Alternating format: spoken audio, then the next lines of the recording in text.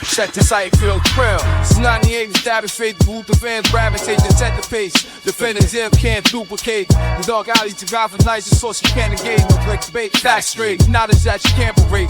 BatmanOnFilm.com. The trailblazer. Authority that never waits. Definitive division grill. Check the site and feel thrill. BatmanOnFilm.com. The trailblazer. Authority that never waits.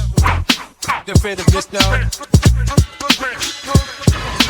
Warning Gotham shadows. The electric room. News and reviews always breaking through. In the dark caves, where the bat fries. BatmanOnFilm.com. Where the truth survive. Guitar riffs flow like engines of the night. Feel the power. Feel the might. Of the voice that sets the standard high.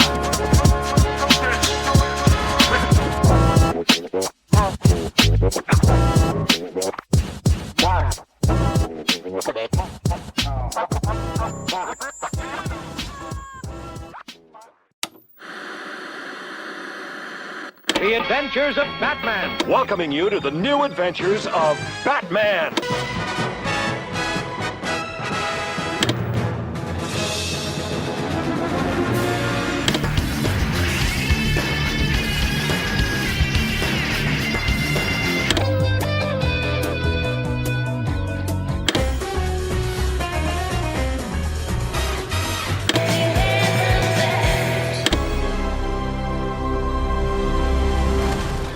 Welcome to episode 53 of BATMANIMATION, a Batman on Film podcast, revisiting the animated adventures of the Caped Crusader. I'm senior contributor Javi Trujillo, and joining me is Mr. Social Hour himself, Bill Jett Ramey. What's new in the collection this morning, Coach? Did your McFarlane Batman Forever figures arrive yet? They did yesterday. Nice. I saw the day before several people were posting them. They had showed up. I was going, then I started second guessing. I said, did I order those? And I knew I did, but and then they came yesterday. So yeah, I got them out and well, they're in the box. So I've got them over there and they're the Burton Schumacher area of the office. I may have to move some stuff around, and I got the Flash stuff mixed in, just the Keaton, the Keaton stuff, but that's the only figure that I counts, got was huh? the standard Keaton one. Yeah. Yeah. I got, I didn't bother with any of the other ones. I got the Keaton Funko Pops, the Batwing, a couple of Batman without the mask and then Batman with the mask, both McFarlane and Funko Pops. But I mean, it's Keaton. It counts, right? Yeah, for sure.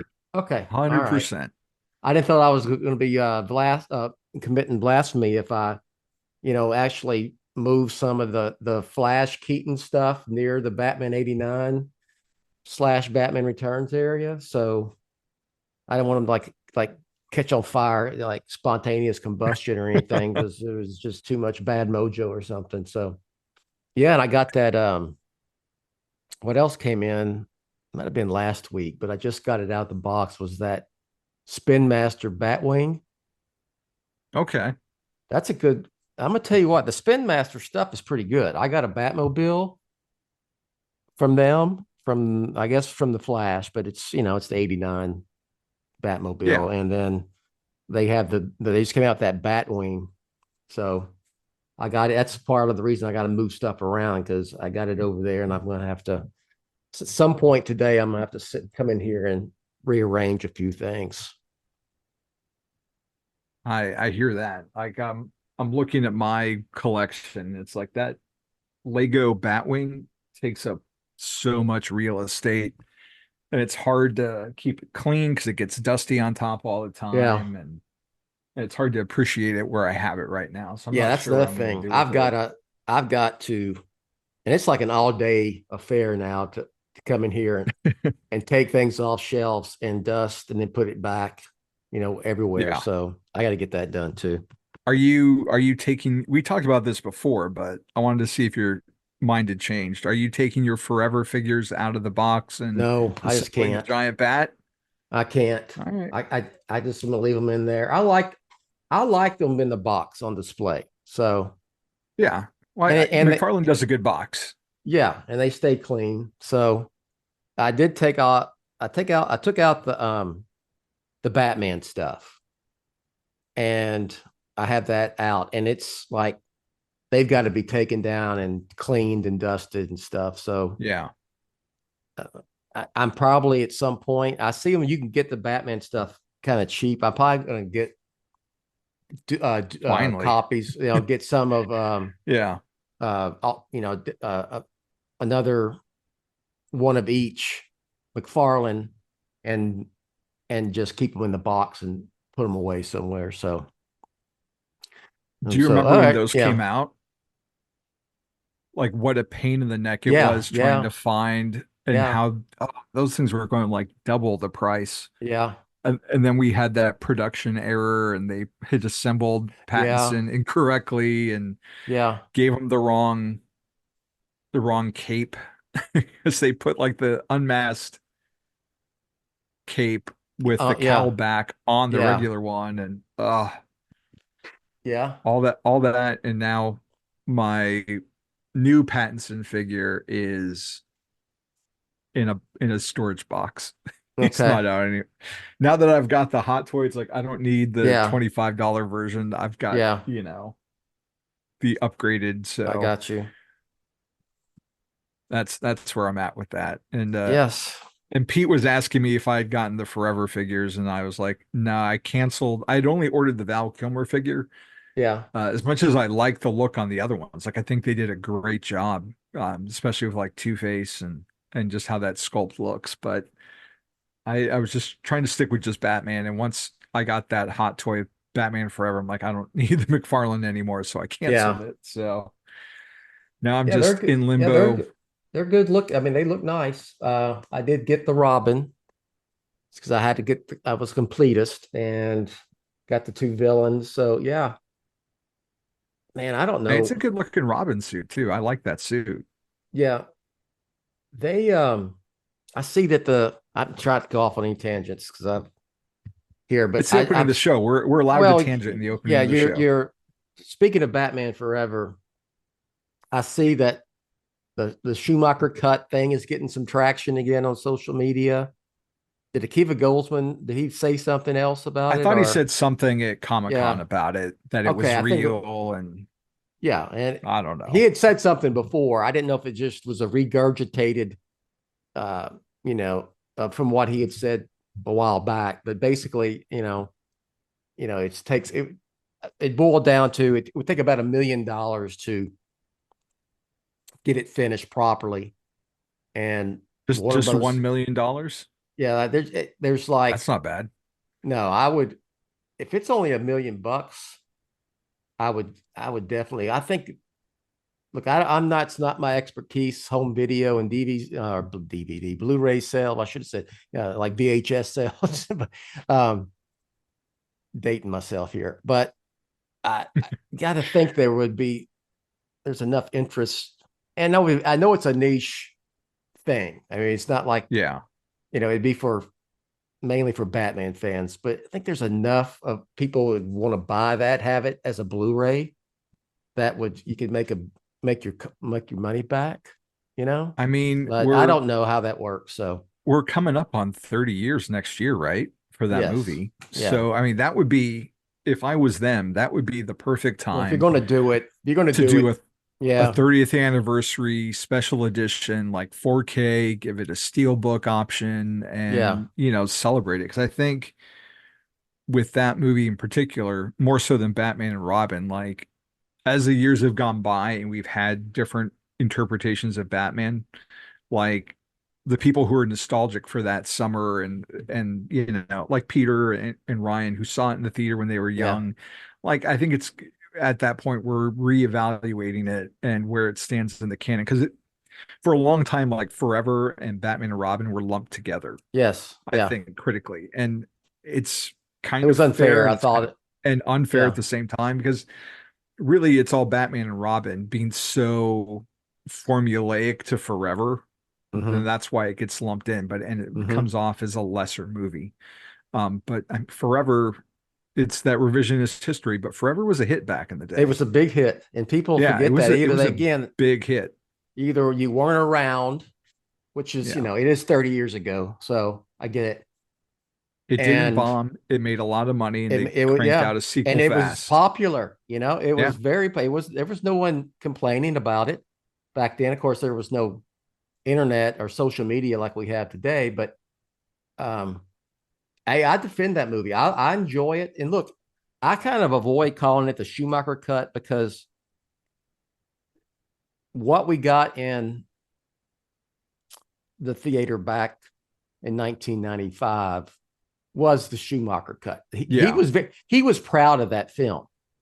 Yeah. And he should be. Yeah. And I'm sure that there was some, studio notes given in terms of the editing to trim it down under 2 hours and whatnot. But I call it the Red Diary cut. And it does make for, it's not like it doesn't make it the Batman or any, you know what I'm saying? Yeah. In terms of, being really grounded and serious and dark, but it adds way more to that subplot that we only see probably maybe half. It gives it more three-fourths complexity. Yes. It gives it more complexity emotional complexity than the movie, has in its current state. If those four, that only it hits at.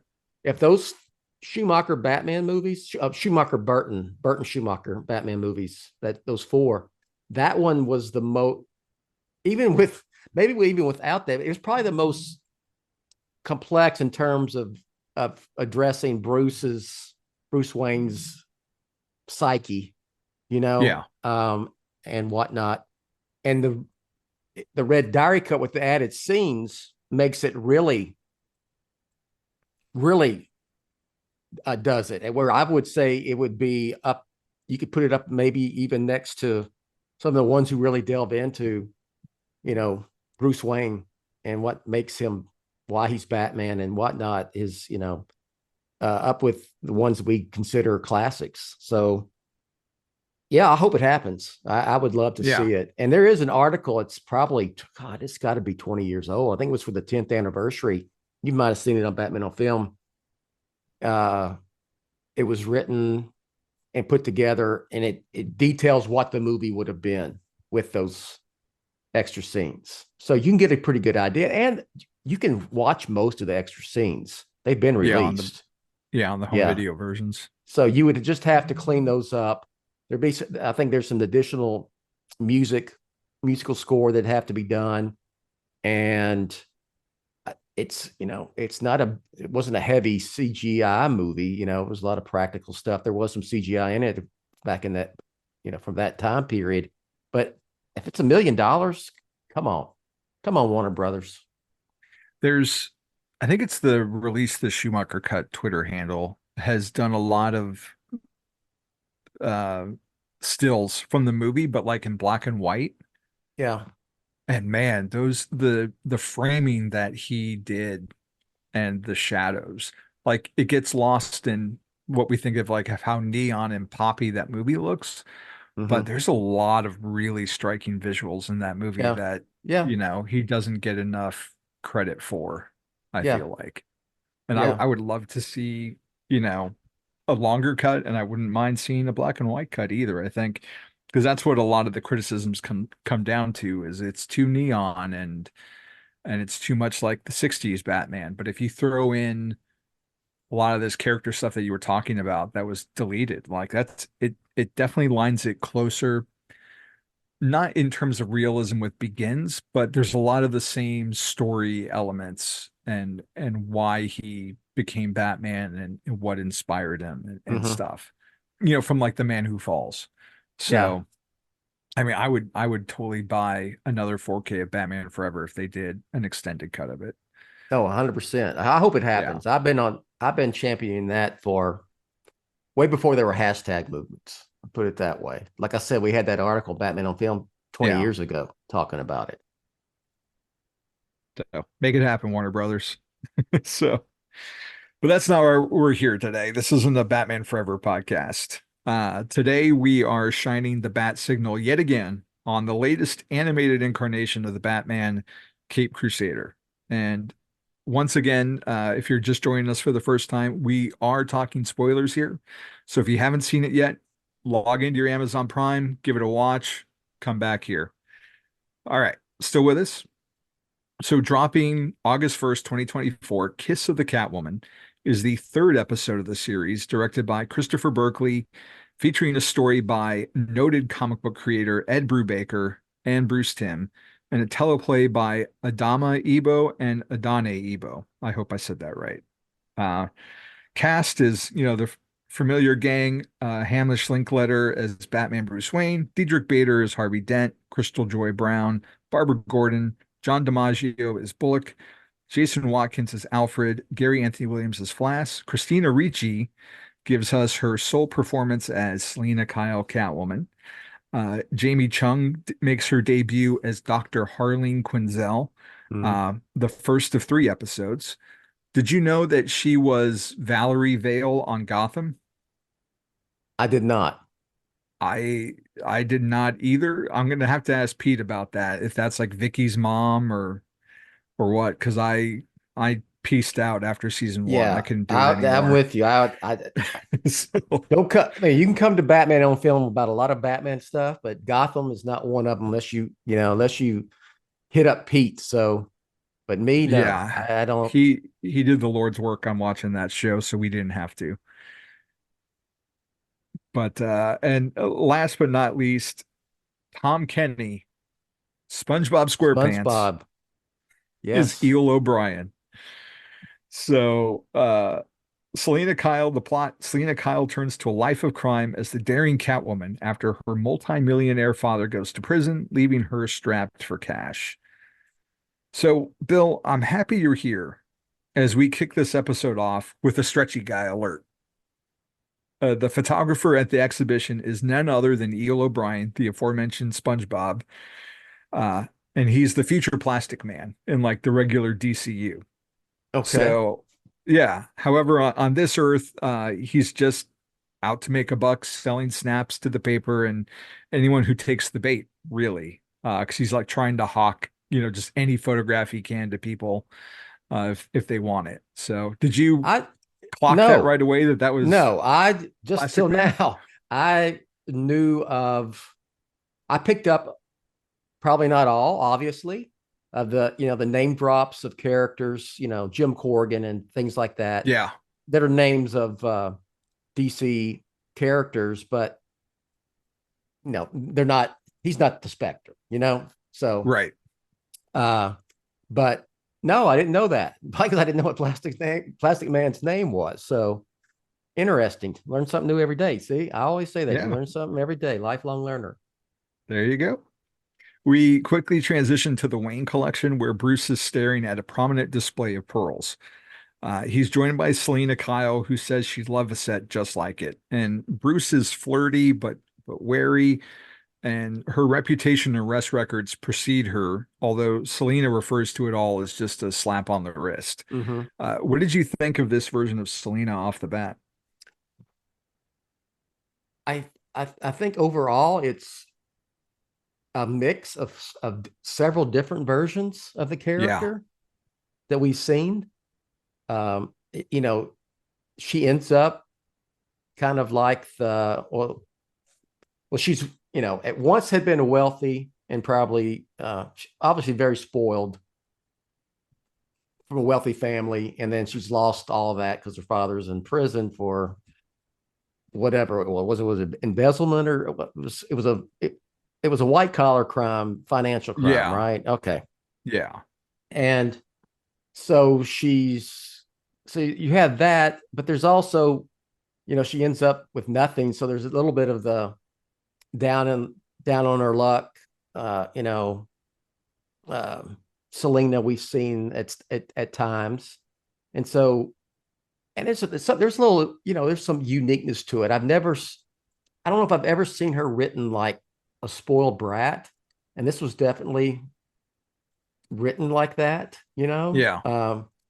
The court, like the court scene when she's in there and Dent's dismissing the case, and she's got that smirk on her face, and she's, they show her batting her eyes and all of that, and it's just, She's used to charming her way out of it. Yes, yes. So yes, and I did like, the nod to the golden age green, purple, mainly purple. She had some green in there, didn't she? Yeah. I just watched it. Okay, yeah. You know what that classic with the skirt and all that. So yeah. Yeah. Bruce then overhears a reporter talk about the night his parents were killed, causing him to slug the journalist. And Eel O'Brien is right there to preserve it for posterity for the front page. Do you think that this was like a show on Bruce's behalf, or did he legit overreact to what that reporter was saying? In my interpretation is yes, he's pretty calculated and does do things in public for a reason, but I don't think felony assault was something that he would prefer to be having to deal with, especially with his nocturnal endeavors at night in Gotham. Yeah. So yeah, I think he lost his cool and punched the guy in the face because he said, was talking about his mother, like basically it was, they had what was coming to them because what the hell were they doing wearing, being in Crime Alley? Yeah, wearing those pearls in that alley. Yeah. I know it's an interesting character moment because, he is in public and he's laying it on really thick with Selena. Yes. But, we always think of Batman in control and that he's never not in control.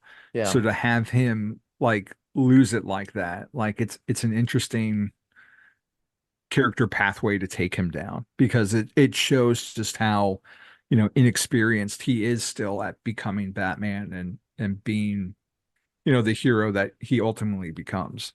Yeah.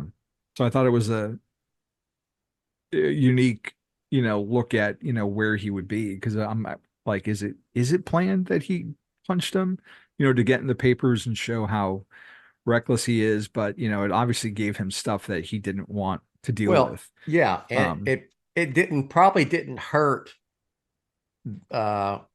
his public Bruce Wayne reputation. Yeah. It's like the mansion burning down and Begins. Yeah. Where it's the papers are like drunken party goer Bruce Wayne, burns down his house on his birthday. Yeah. So it all serves though to get Bruce a slap on the wrist like Selena. Yeah. All on his own. And he's court ordered to some therapy under Dr. Harleen Quinzel. So you've talked a little bit about it, but like, what are your immediate impressions of this reinterpretation, one that was done by her co-creator? I am a fan of Harley, but I am not such a fan that I don't want to see other incarnations or interpretations of the character, because we've seen that with other Batman characters. And she's still a psychiatrist, which also I think that plays to that point of Bruce being not in control fully. That's taken out of control from him because he's having to go to these psychiatry sessions with her. And I just think it's you're going to do. We've seen so much Harley of late, whether it's Margot Robbie, but we've seen her TV show 3 times. You get the TV show, animated series that's really popular. I think we're going to see her in Joker too, which is a different incarnation as well. But I think that you had to do something different. And we haven't gotten to the actual Harley Quinn episode yet, but I like that episode. So I'm no problem with me. I know problem. There's people it's so much different. She's not in the Jester, the black and white jester costume, and she's she's Asian.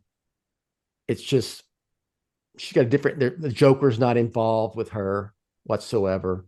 Her creation, and the whole flip flop of that the Dr. Quinzel is the lighthearted, fun one, and Harley Quinn is the I'm getting some episodes ahead. But, Yeah. Harley Quinn is the serious, violent. It's More of a threat. Yeah. threat. Yeah. So I mean, just from this one scene, like I like the lighthearted approach that she has, and that you mentioned, like that hints at like her character. And we've had like that traditional version of her in the red and black Harlequin suit, like that's been pushed away since yes, that too. Ayer's Suicide Squad movie. And then that was that's kind of how long ago now? What was that out? 17? No, 16. 16, 2016. Yeah. And So and 8 since years. then, like just she, wears different outfits in her book all the time, and Yeah. obviously on the show and in the movies now. So like that, her look has evolved over time. So Sure. you gotta do something to have her stand out. And we never really see her in the clinical setting a whole lot. So it's nice to see her in her job before we get to her villainous turn. What's And interesting is, I'm sorry. no, go ahead. It's what's interesting is when the first time anyone watches this and you haven't seen the actual Harley Quinn episode, you're not really sure. Well, you're not you don't know what her motives are as Harley Quinn, because she's not Harley Quinn at all in this episode. But when you know, and you go back and watch this one, you can see that they're setting that up with her sessions with Bruce, but you just don't know it yet. Does that make sense? Yeah. In hindsight, it plays totally different. And it's here that the show decides to go to a flashback of the night the Waynes are murdered. Yeah. When Alfred appears in the scene while young Bruce is questioned, things shift back to the present with Alfred driving Bruce home after his appointment. So I wanted to ask you, did you feel like the show needed to go there? Like, do we need to see the night the Waynes were murdered again? I didn't mind the way they did. No, you don't really need to, because we know. But I think it works, especially in context to him seeing a psychiatrist. And she mentions repressed feelings and whatnot, and you get a look into why Bruce Wayne is the way he is, why he's very cold, because he's very cold. There's the public Bruce Wayne, but that's all BS and show. Yeah. As you start watching this, you wonder, he's not nice to Alfred. He calls him Pennyworth. No, not at and all. There's like, he's like, no. And you can tell Alfred cares about him and wants the best for him. And Bruce wants no part of that. So I think, having this in there, having this background flashback works in context with the whole story, especially with the psychiatrist Harley, having to see a psychiatrist thing. Yeah, and it's interesting too to balance out what's going on with Batman internally with like the whimsy of Catwoman. Because like the next scene is Selina and she's woken up by her maid Greta, and like similar to the Batman, she's got a lot of cats. Yeah, and she's broke, like you mentioned, and she goes to the front page of the paper and there's that familiar image on the Gotham Gazette of Batman that looks like straight like a Bob Kane drawing. Yeah. And then she asks Greta if they still have a sewing machine. So she fashions up a costume and starts like her own crime spree across Gotham.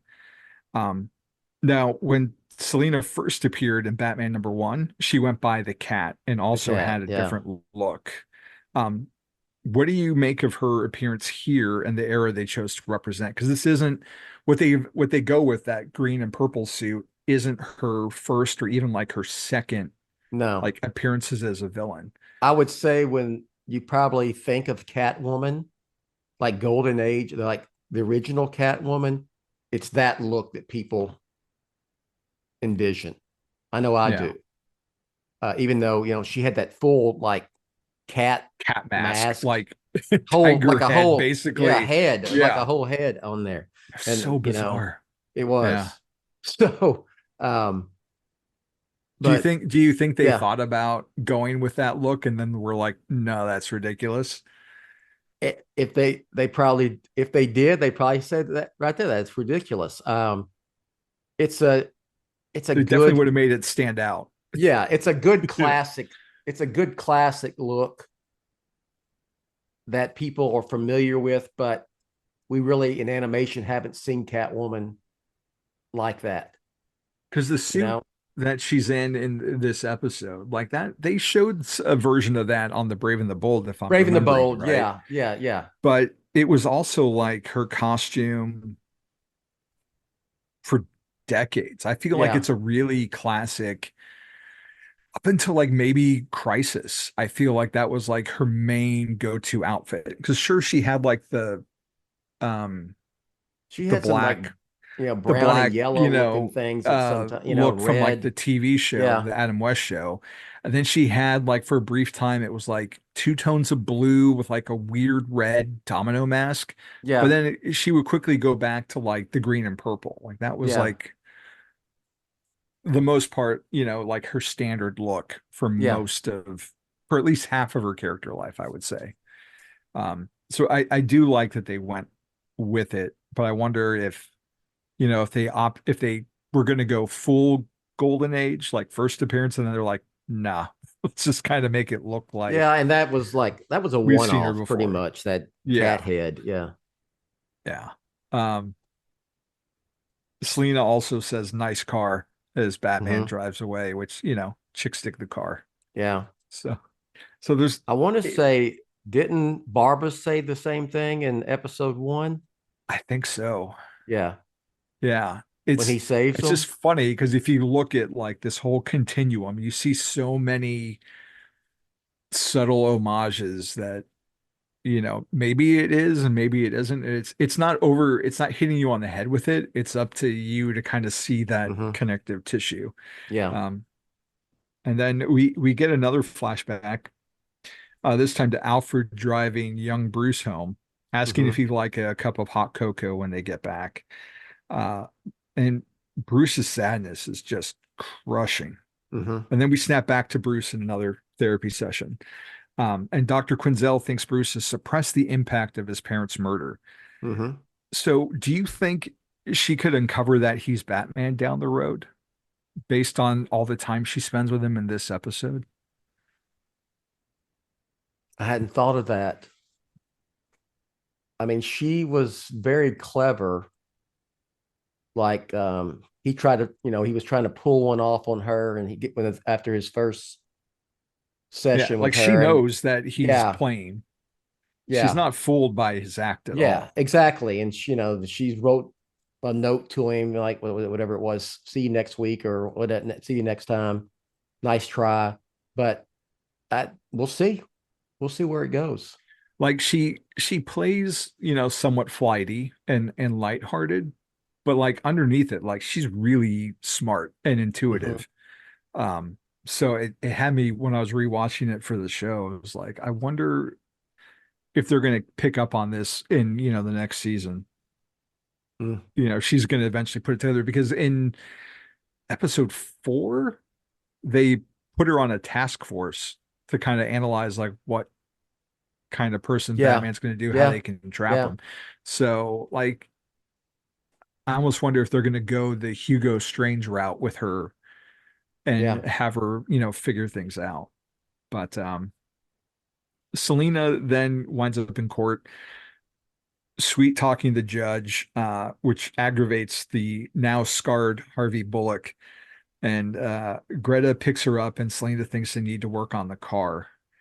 Uh, Did you think that that scratch that Catwoman gives Harvey is like a nod to year one in the Roman? I didn't take it that way Okay, because it's so. I mean, Catwoman has scratched a lot of people, that's right? true.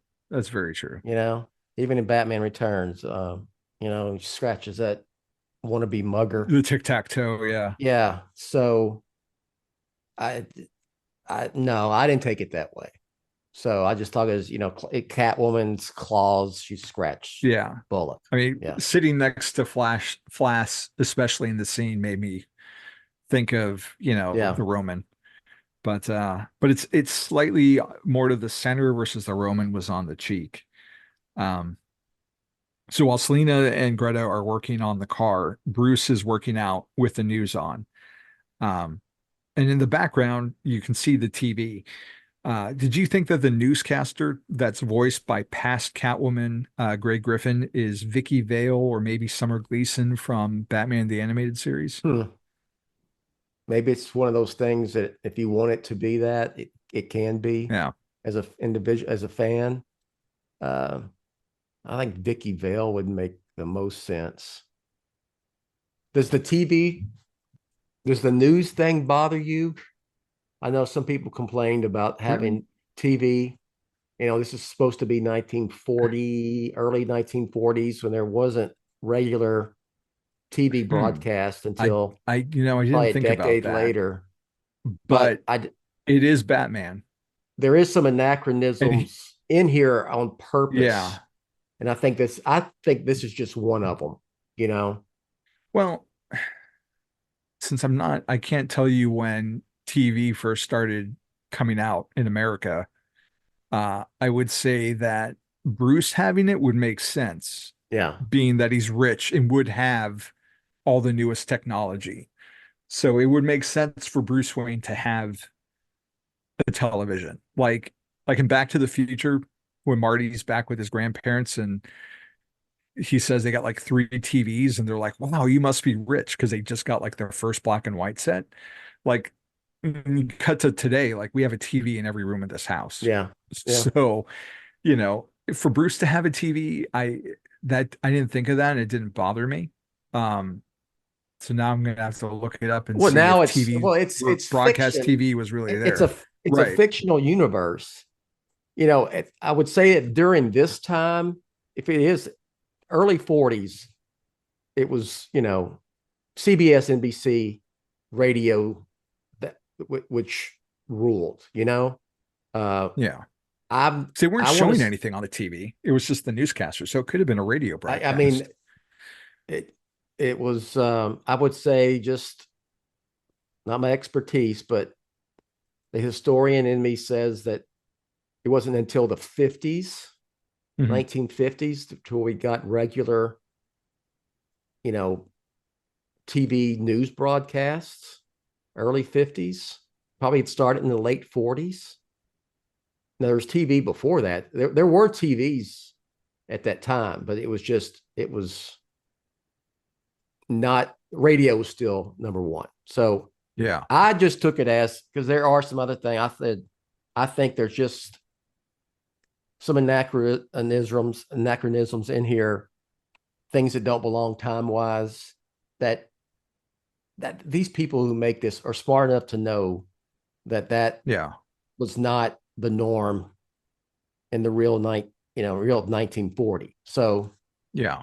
I just brought it up because I heard some complaints and I'm like, or I don't know if this place just nitpicks. I didn't even, Yeah. it doesn't bother me in the least. So I just appreciated the fact that, she's voiced by a former Catwoman, like she did in Justice and the Arkham games, Yeah. and I think The Brave and the Bold too.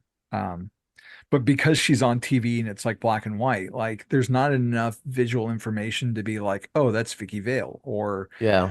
her outfit was kind of reminiscent of the newscaster from BTAS. So I'm like, I wonder if this is like a Bruce Timm thing, or I keep expecting Vicky Vale to show up. And James Tucker, if you're listening, put Vicky Vale in season 2. That'd be really awesome.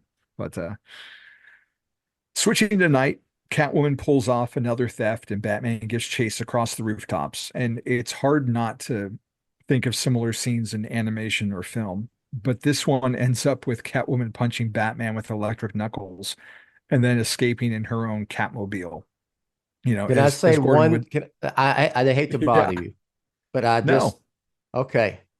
Uh, March of 1940, NBC network radio. There was a TV simulcast of its nightly 6:45 p.m. NBC network radio newscast with the television broadcast, but it was only seen in New York and was considered to be experimental at that time.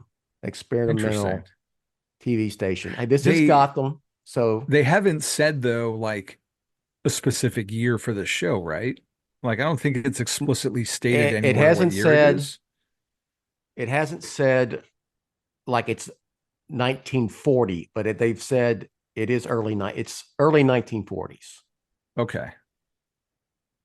So yeah, I think it's totally within reason in this fictional world that Bruce Wayne would have a television. Yeah. Yeah. So yeah, there were definitely TVs then. Yeah. So anyway, I spent way too long talking about TVs and animated Batman series. Okay. So Catwoman builds a Catmobile, to Yes. which, Gordon would say that's escalation, right? Yeah. Um, and just total shades of the Batmobile Mhm.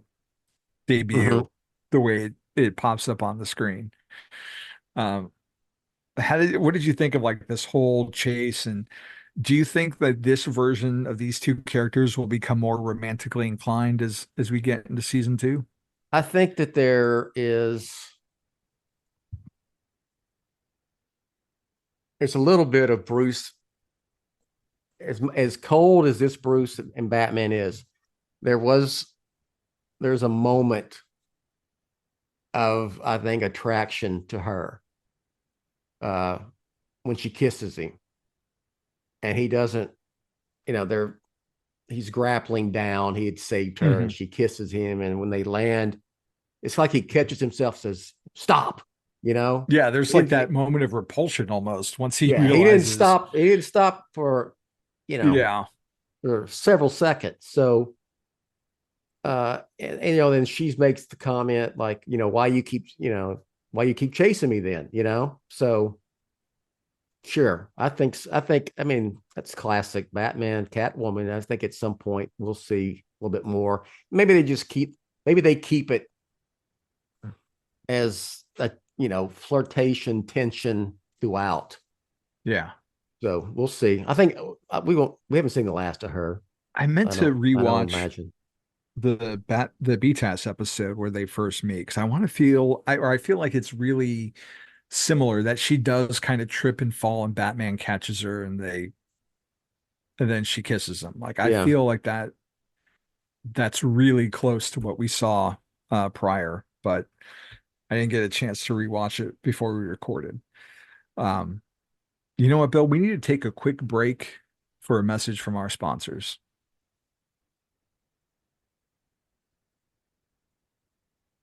And we're back. So Batman then decides to lay a trap at the museum, but he has to go to his last session with Dr. Q, as he calls her, before he can spring it. And I just love that he calls her that. Like that's his Playboy Bruce coming through, Dr. Mm-hmm. Q.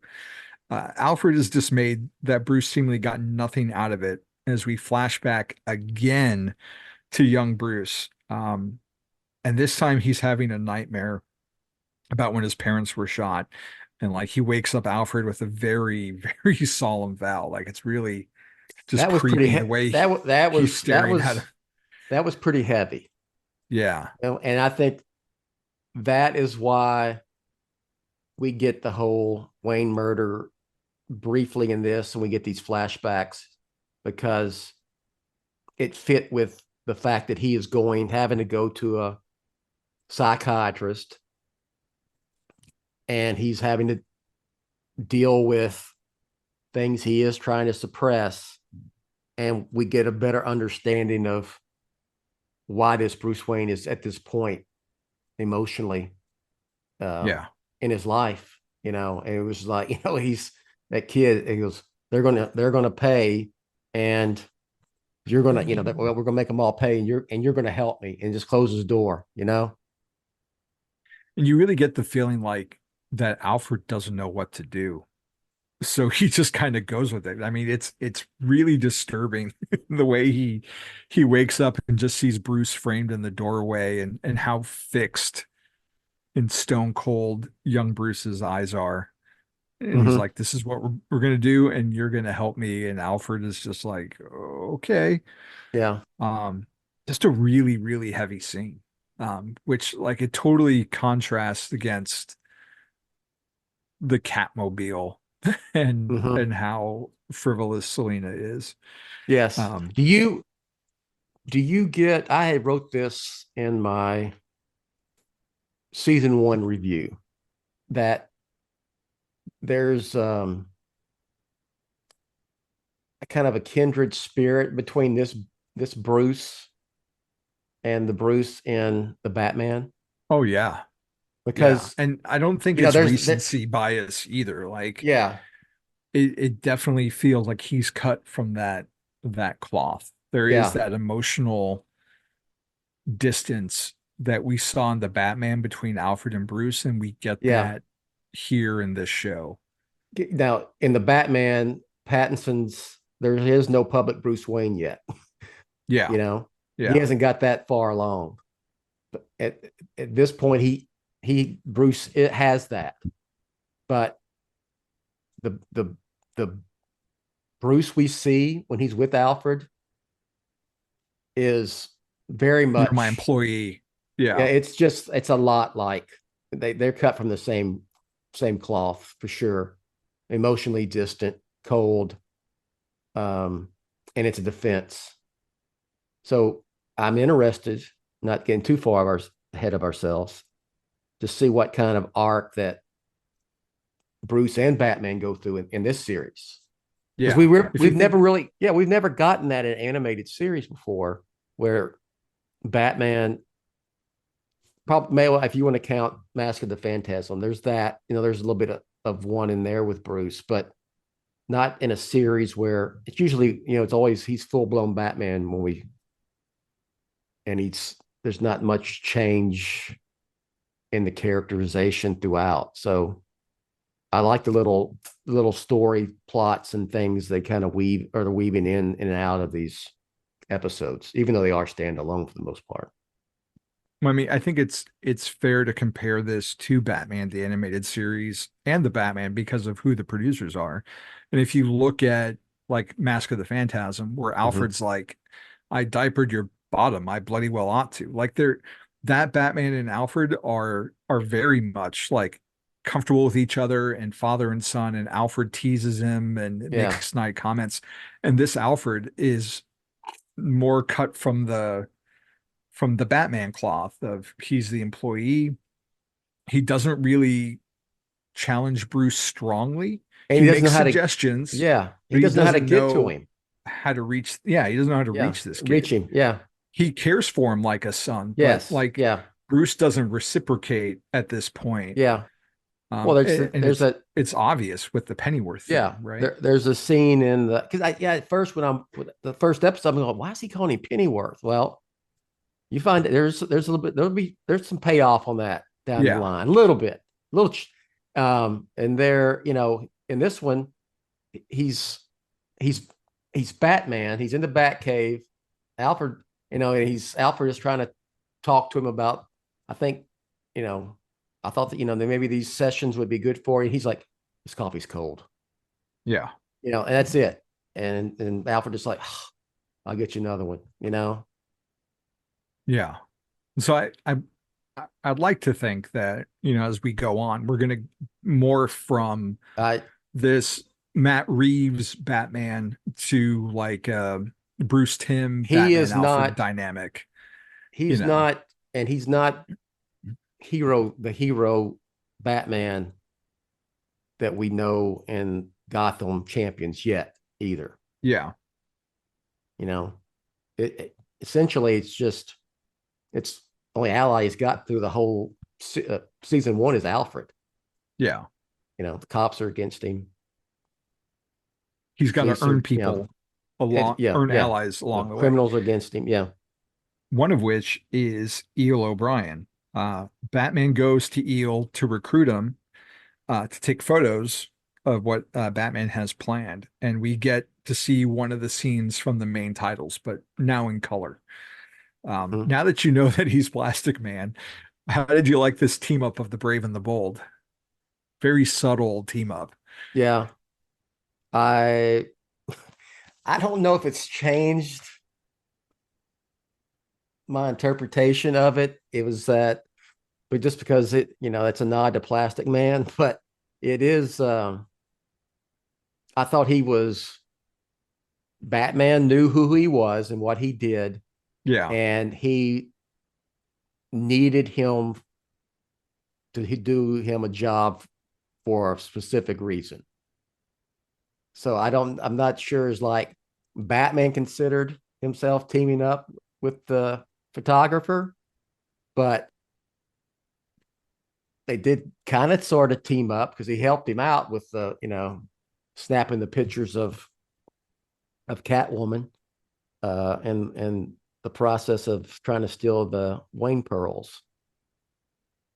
There was some review, I think it was with Bruce Timm, where they were talking about, the wider DCU and how you weren't necessarily going to see him with like Superman later on down the road and keeping things contained. And I think they do a really good job of bringing in some of the more fantastic DC characters like Plastic Man and the Spectre, but not having them be those characters, but weaving them into this very, at the moment, grounded universe.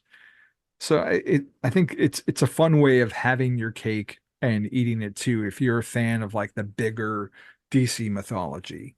So I think it can work in the right circumstances, Yeah. If there's a reason for it to be there, then it works. Because this way I'm fine with. Yeah. I don't want to see this morph into Justice League.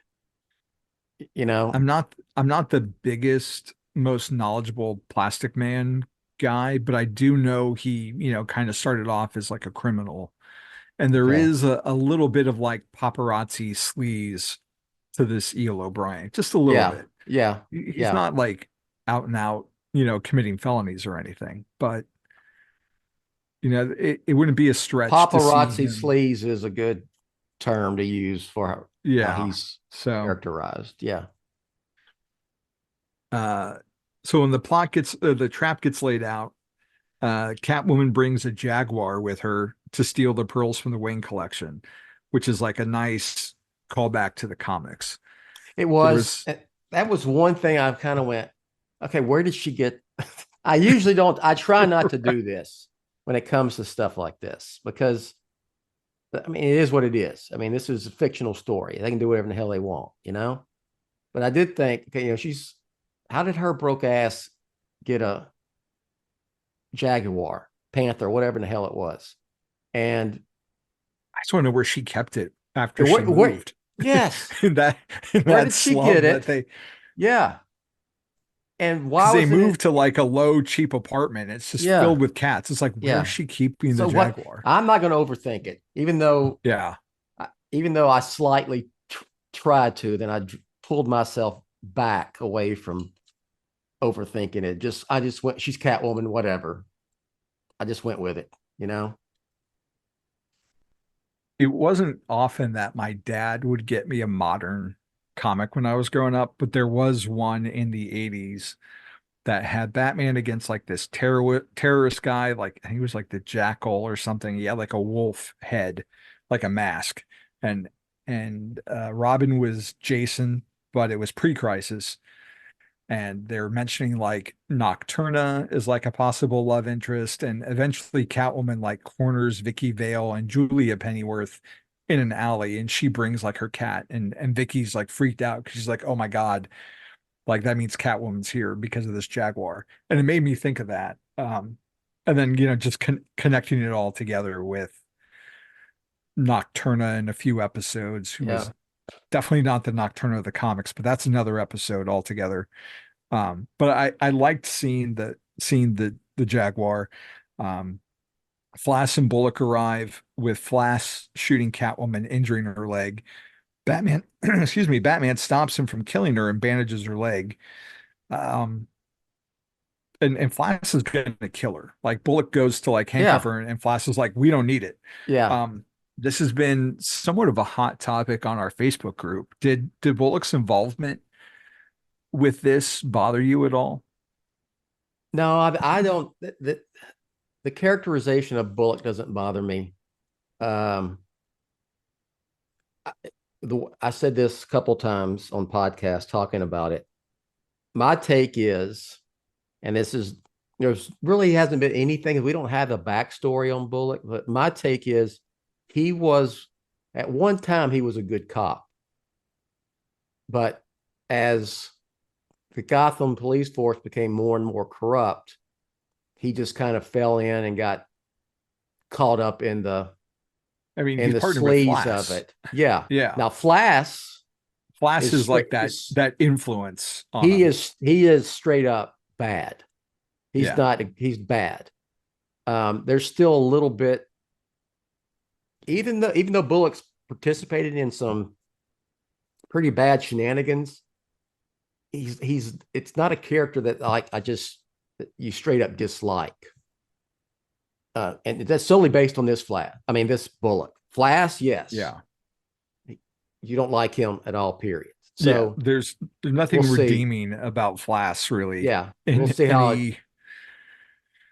how it goes. And you know what? Yeah. This isn't Batman the Animated Series. You know, that's what I try to tell people, that it's okay for them to take the character and do something a little different, I wonder and it's if not that much different. So no, it's not. And I wonder if, like, coming off the heels of like X-Men 97, where that is a sequel to the 90s show, like if maybe there's some audience confusion or hope that this would be more of what we got before. I think it's not. I think it's with fans. I think they either whether they admit it or not, there are a lot of fans, because Bruce Timm is one of the creators of this, and he is, his history with the Batman the Animated Series, one of the creators of it. People thought there would be more BTAS in this than there is, and that's probably, it's kind of like, I call it the Dark Knight Rises syndrome. It's when you think something is going to be a certain way to the point of where you really hope it's hope, and then you think it should be that way, and then when it's not the way you envision it, the fan fiction, the way you wrote the script, then you get disappointed. Yeah. I think there's some of that at hand here, because this is not Batman the Animated Series, No. It looks similar, but and like, all props to Chris Clow for giving me this point of view. Like, when you look at like a John Romita Jr. piece of art, or a Norm Brayfogle piece of art, Frank Miller, Jim Aparo, you name it, like, they may do stuff in different time periods, different eras, different universes, but it all still looks like how they draw. Yes. Right. And that's what we're seeing here of like Bruce Timm.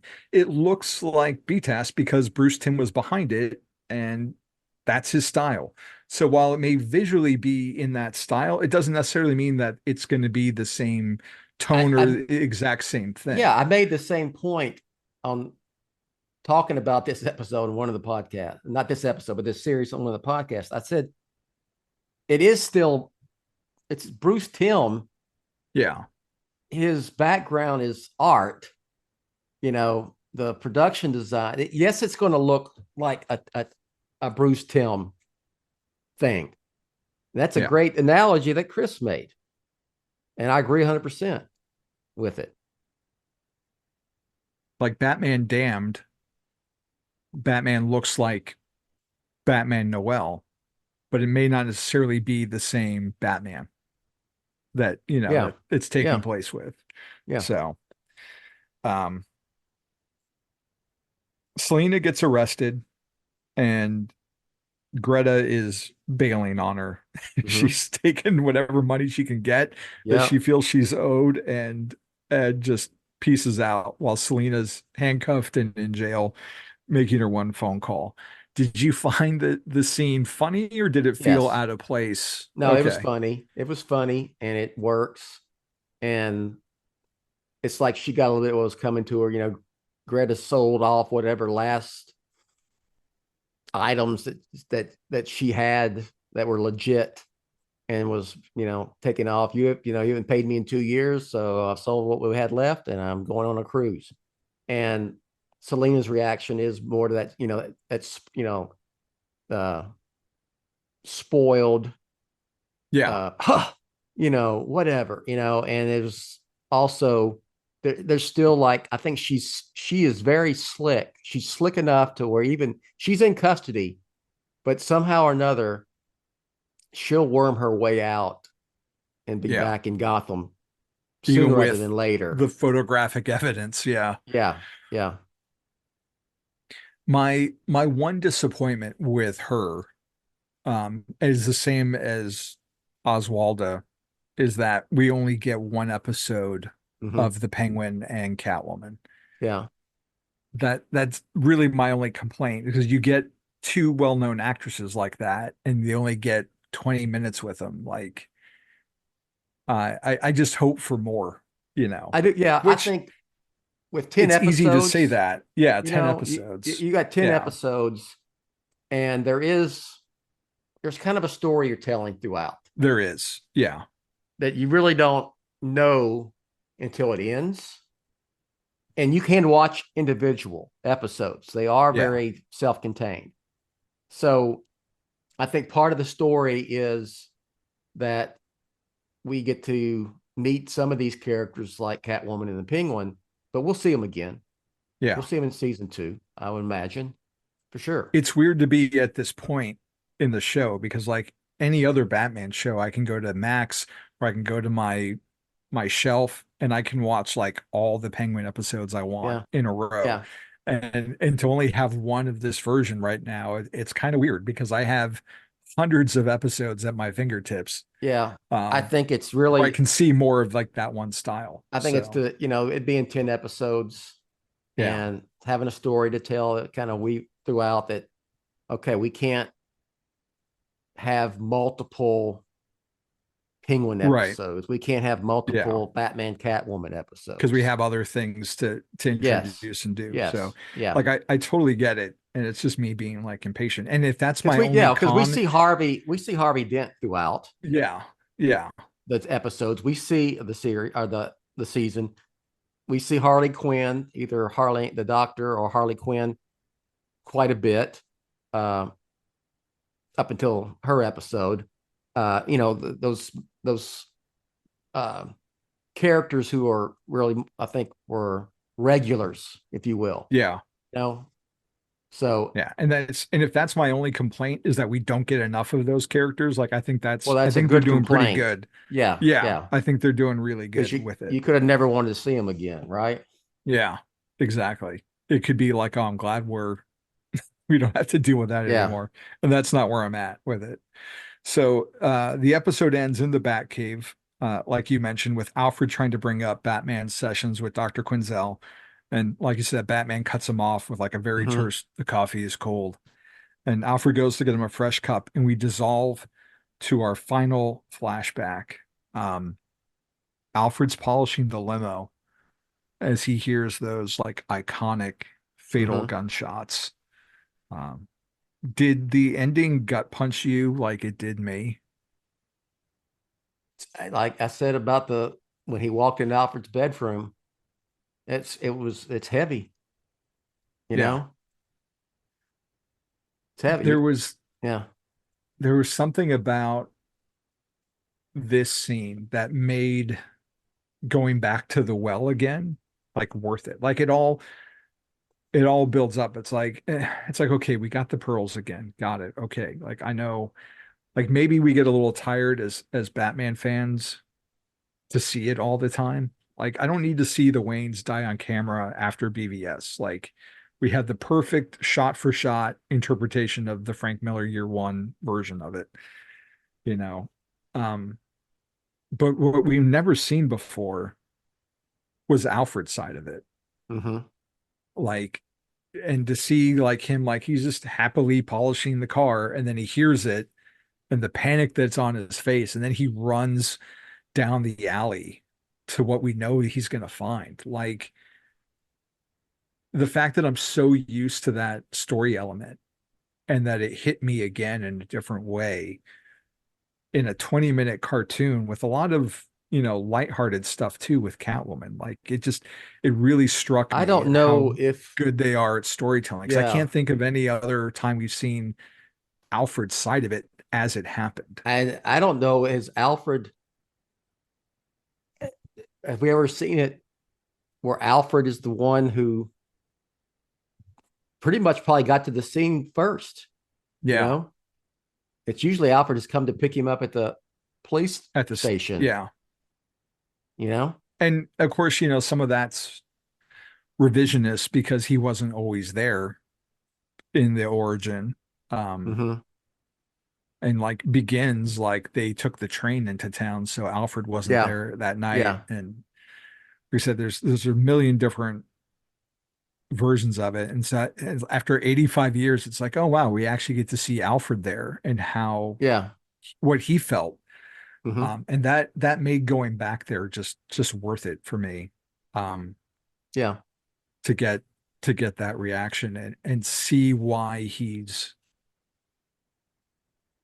trying to heal Bruce, and he doesn't know how. Like ever since that night, he's been trying to fix this boy, mm-hmm. and all he knows is to just go along with whatever he's doing. Like he Yeah, doesn't have any better resources for it. yeah. And I don't know, it's a heartbreaking way to end the episode. And then the end credits too play into that. Um, because of the end credits is just the chalk lines of the Mm-hmm. Wayne's bodies on the ground. Yeah, Like Lauer pointed out in the 2 episodes ago, like how every like final frame for the yeah, credits is yeah. something from the episode. It's the same with the end credits. Mm-hmm. So the last image you see is different each time, and This was you play out with the outline of two dead bodies. this was their way to do why he's Batman, why Bruce is the way he is, without doing a whole episode as an origin story. Yeah, just peppering it in. Yeah. The only thing I wanted to ask you before we go is the Catwoman theme. Did I got a vibe of both a little bit of Dark Knight Rises Yeah. and Batman Returns in there? Yeah, I think that's fair to say. The kind of I guess it would be something like strings, a string instrument with the, am I making sense here? There's like No, that, yeah. There it's kinda, are I can't, little elements and then of there's it. and then in the background, it's way more subtle here than it is in Rises, but there's that little like that piano, the little like piano keys that, Yeah, kind of like a cat, I thought it was kind of a combination. Not saying it is like straight up nod to both or either one. Could be, I don't know, but that's what I got out of it. It's like in episode 2 with the Batman Forever, that little Batman Forever theme in there with when they had, with the pendulum and all that. Yeah. Okay. Anyway, all right, I'm done. No, and the composer, I'm probably butchering his name, Frederick Weidman. Like this isn't his first rodeo with Batman. because he did Beware the Batman as well, which I've been trying to work my way through again. And like the differences in scores are like, Mm-hmm. it doesn't just sound like the same guy repeating himself. Like he's Yeah. doing something different, giving it that noir 40s feel, but then Yeah. peppering in like those Yeah. little visual, or not visual, those audio homages that you get just a little bit of. And it just makes it all feel like, okay, this is Batman and this is this Batman, and it all just congeals really well. Mm-hmm. Um, so yeah, I've been listening to the score. I was listening to the score as I was writing my last review for the site, and just it's great music. I love it. Awesome. So yeah, I think that pretty much is the Catwoman episode. Where can people find you, Bill? Do you want to be Here, found? right here. Well, not all the time. Here, Yeah, Batman on Film, batman-on-film.com. Go there and everything's there. I'll make it short and sweet. same. If you head to the YouTube page, I've got a unboxing of a Batman Forever sonar suit that you posted a week or two ago. Hopefully have one coming up next month, maybe, if Sideshow is nice enough and ships it for Batman 89, because I'm seeing the new 2.0 Michael Keaton reviews like all over YouTube. Those are people who are either getting it direct from Hot Toys or have some kind of agreement to get them early. But my final payment got pushed back to next month from Sideshow, so that means they haven't received theirs yet. So that should be coming soon. And you can today, I've got a review for Batman and Robin number 12. Great, great issue that I really loved reading. And review Catwoman, Brave and the Bold, a whole bunch of other comics. So you can find me there. I have one teaser. I'm reading this Batman Resurrection, the novel sequel to Tim That is Burton's Batman. that Yeah. is a big, thick book. Let's see. How many pages is that? I'm gonna tell you. Like I'm he's looking. holding it up right now to the camera, and it's not your typical little paperback size, which is what I thought it would be. Like that's Well, like the size of a hardcover book. 424. Nice. And there's a teaser.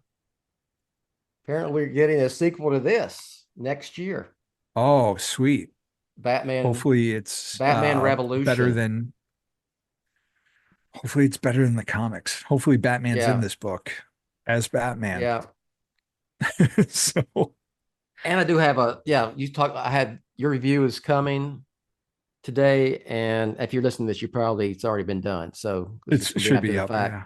But I also posted issue 3 of Gotham by Gaslight. Oh, Kryptonian Age. Yeah, I still haven't read that yet. It started off, I really liked it. And now I'm not as liking it as much. Okay. It's not much. It's starting to veer off too much into, it's like DC by Gaslight. You know what I mean? Yeah. Okay. Yeah. You were seeing, Wonder Woman is this issue is almost damn near all Wonder Woman. So It's wasn't, for kicking off the new Elseworlds, it doesn't seem like they're off to a rousing start based on people's reactions to it. I bought the first issue. I just haven't had a chance to read it. And I figured if I like it enough, I'll get the trade when we eventually get there. But it's a long series, isn't it? Like 12 issues or something? Yeah, I would have. Issues? I don't know where, like I said, it's only 3 issues in. We'll see where it goes. But I'm like, and it's not, if you want to do DC world building, it's not, you could have done it a different way. I'd rather this have been, if you're going to do a third Gaslight story, then don't you have enough Batman ideas to do something, so where it's a Batman story? And it's different. And than... Robert Reinecke made a good point with that when after my first review, and he was like, yeah, if I want, I'd rather see Batman be doing things that would restrict him to like that era. So I get it. Yeah. And it's not like other Elseworlds, like with Kelly Jones and Doug Mensch, where it's the same creative team telling a trilogy. This is like nothing to do with Mike Mignola or any of the people who worked on Master of the Future. Like this is a totally new team, new story. So it's just there. I don't know. They went back to that. What is it? Earth. Yeah. I don't know. I don't even know. I looked it up. Earth 19 You know, or something. I forget. I would be more interested and inclined if it was the original creators. You know, like Sean Murphy has his own universe going on. Yeah. Like that would interest me. Like I'm excited to see what he's going to do with the Justice League if he ever gets around to doing it for a fourth volume. Because he has such a unique take on things. But this just feels so far connected to what we had, both in style and substance, from the first Gotham by Gaslight, that I'll read it when I read it. Yeah. So I got you. But yeah, that is it for us this time out. Don't forget to read Bill's written reviews on Batman-on-film.com. And we'll have announcer Rachel take us out. Thanks for listening to Batmanimation, a BatmanOnFilm.com podcast revisiting the animated TV and film adventures of the Caped Crusader. Follow Batmanimation on Twitter @Batmanimation. Follow BOF on Twitter @TheBatmanOnFilm. Follow Jett on Twitter @BatmanOnFilm. For Jett and Team BOF, I'm announcer Rachel. Batman on Film, authoritative, definitive, the original. Established in 1998.